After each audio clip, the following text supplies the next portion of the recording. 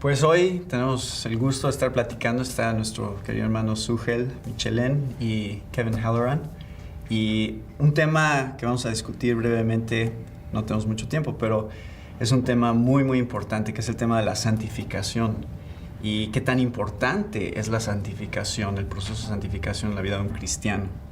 Entonces, pues quisiéramos ver, a la luz de la palabra de Dios, cómo se ve este proceso de santificación en cuanto al pecado, que todavía tenemos esta lucha con el pecado y con la carne. ¿Qué es lo que se debería estar viendo en alguien que ha sido ya justificado por Dios? Siempre que se predica el Evangelio de Cristo con fidelidad, nos exponemos a ser acusados de ser antinomianos, o sea, a no tomar en cuenta la ley de Dios y la santidad, y ya el apóstol Pablo pasó por esa. En Romanos capítulo 6, luego de haber explicado la justificación por la fe, Pablo pregunta, ¿qué pues diremos? ¿Perseveraremos en el pecado para que la gracia abunde? Y él dice, en ninguna manera. Todo aquel que ha creído en Cristo ha muerto al pecado y ha resucitado a una vida nueva. Y eso debe verse claramente en su vida. O sea, es imposible que una persona haya sido justificada y no tenga como fruto la santificación. No debemos confundir justificación con santificación, pero no podemos divorciarlas. Claro. La justificación es por la fe sola, no es por mis obras.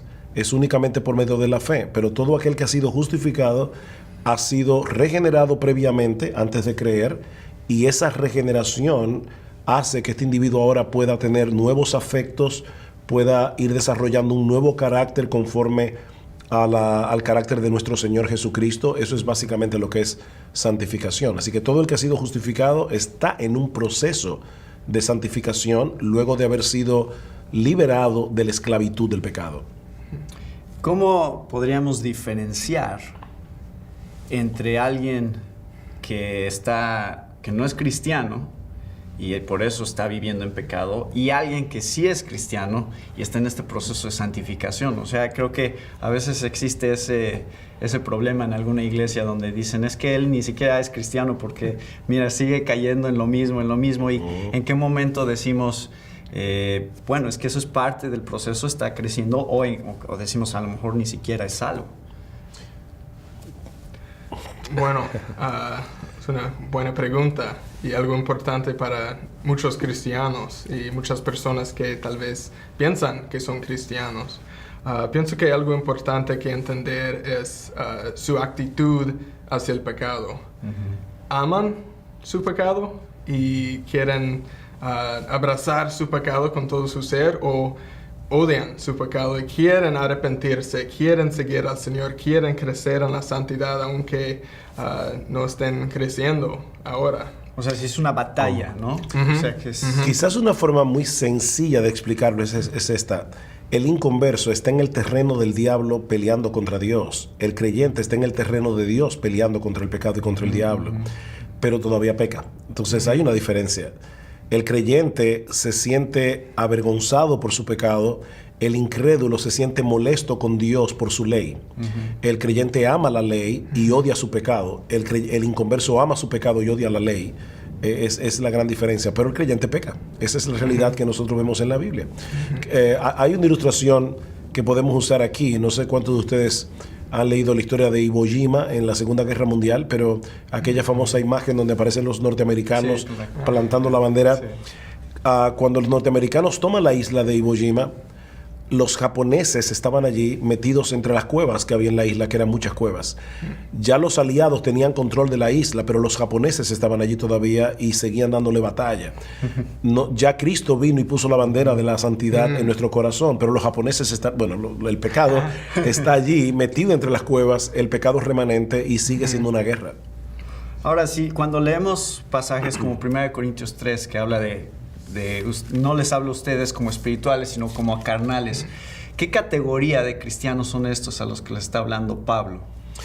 La Biblia no divide a los creyentes entre espirituales y carnales. La Biblia sí dice que todos los creyentes tienen rasgos de carnalidad con los cuales tienen que luchar. Y en el caso particular de los corintios, era el rasgo de la división, el orgullo que había en ellos. Entonces, Pablo está usando la palabra allí en el sentido de inmadurez. Ellos eran inmaduros en ese aspecto y estaban divididos.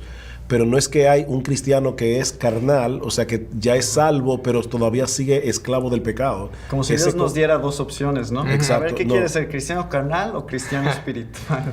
Cristo fue muy claro: si alguno quiere venir en pos de mí, niéguese a sí mismo, tome su cruz y sígame. Eso no es cristianismo radical, eso es mero cristianismo. Sí, dice Romanos 10, muchas personas que piensan que hay dos opciones también dicen que, puedo tener a Cristo como mi Salvador, pero no como mi Señor. No quiero someterme a Él. Pero dice Romanos 10 que si confiesas con tu boca a Jesús por Señor y crees en tu corazón que Dios lo resucitó de los muertos, serás salvo. Entonces no podemos escoger a Jesús como Salvador y no Señor. Jesús es el Señor de todo y el Salvador de los que creen en Él. De hecho, uno de los textos más aterradores de la Biblia es Mateo capítulo 7, versículo 21 al 23, cuando el Señor dice: no todo el que me dice Señor, Señor, entrará en el reino de los cielos, sino el que hace la voluntad de mi Padre que está en los cielos. Y Él dice: muchos me dirán en aquel día, pero Señor, Señor, y en tu nombre no hicimos cosas espectaculares. Y Cristo les dirá: yo nunca os conocí, apartaos de mí, hacedores de maldad. ¿Qué hacemos en la iglesia cuando hay alguien que está cayendo en pecado, o sea, sigue en pecado y aparentemente no se está arrepintiendo de ese pecado? O sea, ¿cómo lidiamos con ese tipo de personas dentro de la iglesia? La Biblia habla de la disciplina eclesiástica, y la disciplina eclesiástica tiene varios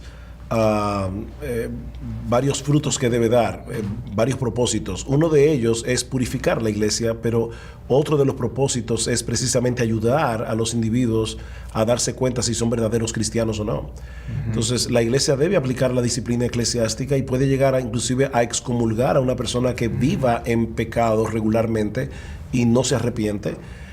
Puede ser que sea un creyente en una muy mala condición espiritual, pero la iglesia tiene que aplicar la disciplina y aún esperar en el Señor que la aplicación de la disciplina ayude a este individuo a definir lo que él realmente es delante de Dios. Entonces, como conclusión, vemos que todo cristiano tiene una lucha con el pecado, pero tiene que ser una lucha, tiene que ser una batalla. No puedes decir, bueno, es que ni modo, así soy y así sigo, así seguiré. Y por el otro lado también la iglesia tiene que enfatizar suficiente el tema de la santificación en la congregación para constantemente examinarnos a nosotros mismos, ver la obra que Dios está haciendo en nosotros y hacia dónde vamos, que es ser y más como Jesucristo en nuestras vidas como cristianos. Claro. Debemos recordar que la santificación tiene 3 etapas. La santificación inicial, cuando nosotros somos liberados de la esclavitud del pecado; la santificación progresiva, el crecimiento del creyente en santidad; y la santificación final, cuando seamos glorificados y ya seamos perfectamente santos. Esa perfección nunca será lograda aquí, pero todo creyente debe estar en ese proceso de crecimiento. Hacia allá vamos. Pues muchas gracias. Gracias, Kevin. Gracias, Ugel.